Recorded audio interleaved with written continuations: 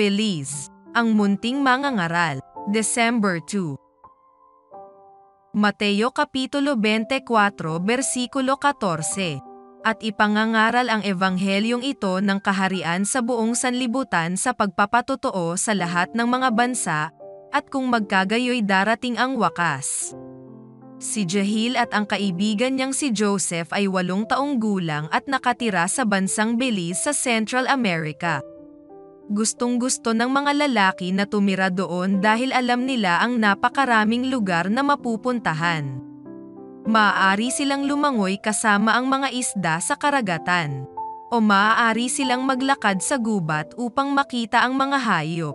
Minsan nakakahanap pa sila ng sinaunang inukit na bato na maaaring iniwan ng mga taong nakatira sa lugar daan-daang taon na ang nakalilipas. Sina Joseph at Jahil ay nag-aaral sa Timog Belize. Gusto nila doon. Sa panahon ng recess, tumatakbo ang mga bata sa labas para maglaro.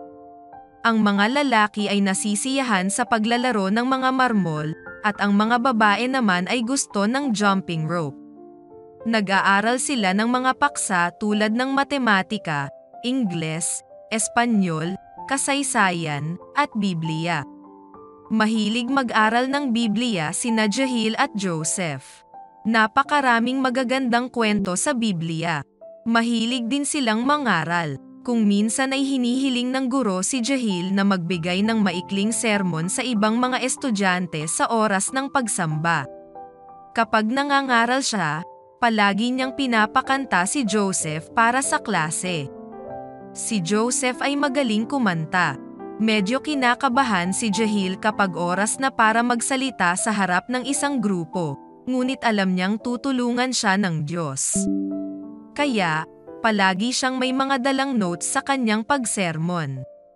Sa sandaling pinakilala ng guro sina Jahil at Joseph sa klase, hindi na kinabahan si Jahil. Gusto kong ibahagi ang tungkol sa mga kwentong nabasa ko sa Biblia, sabi ni Jahil. Ang ibang mga bata ay nakikinig ng mabuti sa mga aralin, at ang ilan sa kanila ay nagtatanong pagkatapos kong magsalita. Masaya ako na maibabahagi ko ang ilan sa mga salita ng Diyos sa ibang mga estudyante. Sinabi sa akin ng pastor sa aming simbahan na malapit na akong mangaral sa aming simbahan. Sisiguraduhin kong aanyayahan si Joseph na kumanta doon. Siguro balang araw magiging pastor ako, pero kailangan ko munang makatapos ng pag-aaral. Maraming bata sa Belize ang nagmamahal sa Panginoon tulad ni Jahil. Mangyaring ipanalangin ang mga bata sa paaralang Adventist upang sila ay lumaki at malaman kung ano ang nais ng Diyos na gawin nila. Ang bawat paaralan ng Adventist ay isang larangan ng misyon. Libo-libong mga bata ang hindi pa nakakakilala kay Jesus hanggang sa sila ay makapag-aral sa isang Adventist school at makarinig ng mga kwento tungkol kay Jesus at sa kanyang pag-ibig. Maaari tayong magkaroon ng bahagi sa pagtuturo sa mga bata at matatanda tungkol sa pagmamahal ng Diyos kapag dinadala natin ang ating mga ikapo at ang ating mga handog na pangako sa Diyos tuwing Sabbath.